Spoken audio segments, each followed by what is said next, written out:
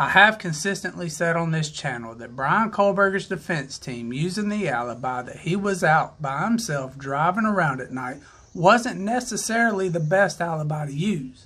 But we have some new information coming out in this most recent court filing. So does this alibi change anybody's opinion on Bryan Kohberger? What's going to be the defense team's biggest hurdle when using this alibi?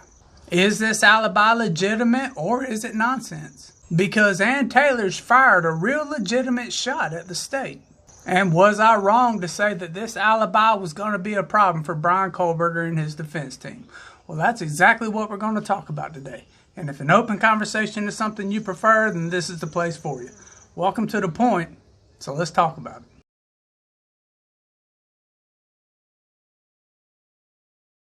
So does this alibi change anybody's opinion on whether Bryan Kohberger is guilty or innocent? Now, the individuals that believe Bryan Kohberger is guilty, they're probably going to make the statement that if he enjoys driving around at night to look at the stars and the moon, then why would he drive around at night when there's overcast in the sky?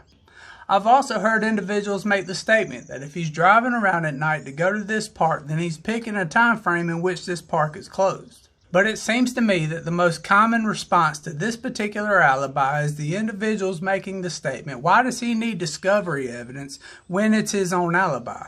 He should know where he was, when he was there, and what he was doing. And then you have the individuals who absolutely believe he's innocent. They'll make the statement that this alibi corroborates what he said the entire time. He was out driving around at night. He was by himself, but he was nowhere near the crime scene. And there is some validation to that statement when you look at the fact that the state is making the same argument that Bryan Kohberger was out that night. Now, of course, we all agree that driving around at night is not illegal. Within this court document, they make the case that not only was Bryan Kohberger driving around, he was nowhere near the city of Moscow during the time of this attack. And even if the park happens to be closed during these hours, does that mean he's excluded from sitting in a parking lot?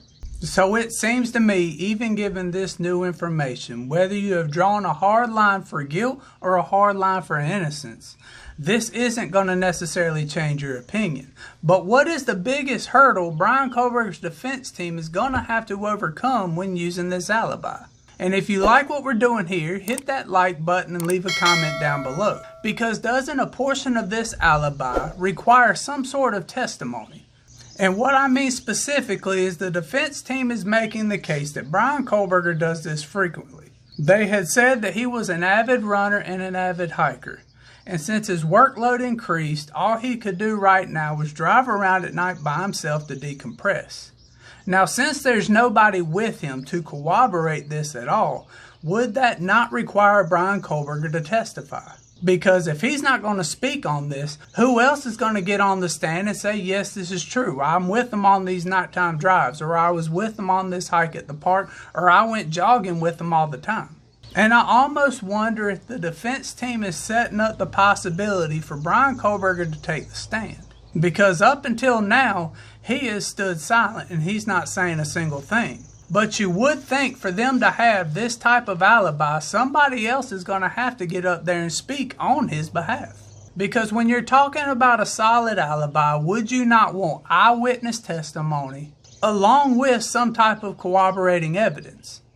And since they don't have any eyewitnesses that'll get on the stand and make the statement that he drives around at night by himself frequently, is this alibi legitimate or is it nonsense? Well, while they are lacking an eyewitness, they do happen to have an expert. And this expert has already placed Bryan Kohberger somewhere else that night that differs from what the state is saying they have in terms of video surveillance.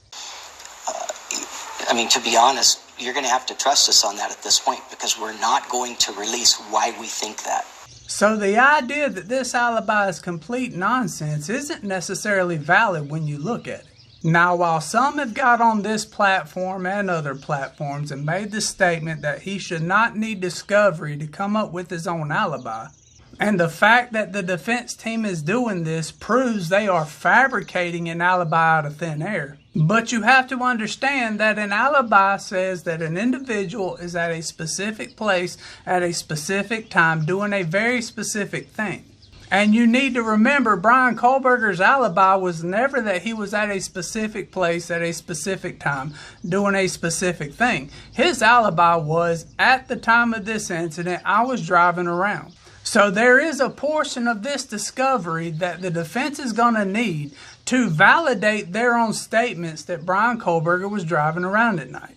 And while they're using this information to validate what they're saying, they're also at the same time able to disprove what the state is trying to say proves Bryan Kohberger was in Moscow.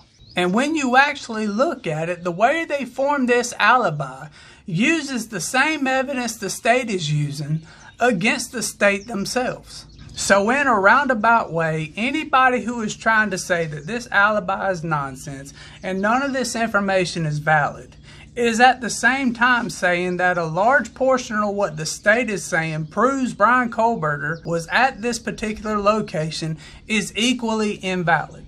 And what I mean specifically about that is in a previous video where Bill Thompson said on record that some of these questions pertain to subjects that are probably not even going to be admissible in court. I had made the statement then that I thought he was talking about some of this cell data. And here we are now with this new alibi and this expert using that cell data against the state. But to say we're done with this alibi is absolutely far from the truth. Because Ann Taylor isn't done with this thing, and she fires her first of what will be many legitimate shots at the state. She says the following: additional information as to Mr. Kohberger's whereabouts as the early morning hours progressed, including additional analysis by Mr. Ray, will be provided once the state provides discovery requested and now subject to an upcoming motion to compel. If not disclosed, Mr. Ray's testimony will also reveal that critical exculpatory evidence further corroborating Mr. Kohberger's alibi was either not preserved or has been withheld. Now this, of course, is a statement you don't often hear from defense attorneys, because there are scenarios where a defense attorney will ask for some type of discovery and the state will reply with "this stuff doesn't exist." And the defense attorney will turn around to the judge and the judge will reply that "this doesn't exist. What do you want the state to do? Produce something that never existed." But this isn't the case here. What she's saying specifically is we have this request for discovery, and you're either going to give it to us proving that you withheld this exculpatory evidence, or you're not going to give it to us and we're going to be able to prove that you are failing to preserve evidence that exonerates our client. Now, these are choice words. This isn't something a defense attorney can just get in front of a judge and make up or pull out of thin air. I understand the idea that this may be some type of posturing, but there are left and right limits to which these people can act. But was I wrong when I had originally said that this was absolutely the worst possible alibi for his defense team to use? Given very early on that nobody was going to be able to validate any of this alibi, but now we have an expert who can validate specifically where Bryan Kohberger was, that is opposite to what the state is saying, I can 100% say I was wrong in making that original statement. In fact, when you read this alibi, it aligns to a degree to what the state is saying. Bryan Kohberger's original statement was, "I was out driving by myself at night." And the state is making the case that Bryan Kohberger was out driving around by himself at night. The problem is they have an expert who so far can prove that Bryan Kohberger was not in Moscow during the time of this attack. In fact, they're already making the claim that one of these locations is false when the state is saying they have video evidence showing his car go down the highway. Plus, this alibi isn't exactly easy to disprove when you look at it. He is not saying he was at one specific spot at a very specific time. He is saying he was in a general area. They are saying they have video evidence and photos that back up their claim Bryan Kohberger very frequently drove around at night by himself. And unless there's some type of surveillance footage in that area the state can pull, I have a hard time believing they're going to be able to prove he wasn't there, if the defense can prove he was. And within that particular area, it seems very remote. So is that area being remote the reason why his cell phone lost signal? Now, I'm sure the state's going to make the claim that they're going to prove Bryan Kohberger either turned off his phone or switched his phone to airplane mode. But if they can't 100% prove that to a jury, while the defense team can prove that that cell phone will lose signal in that remote area, it would, to me, seem to make this case a little bit more difficult for the state to prove beyond a reasonable doubt. Now, as always, if you see any of these things differently, you can let me know down in the comments below. Y'all be safe now.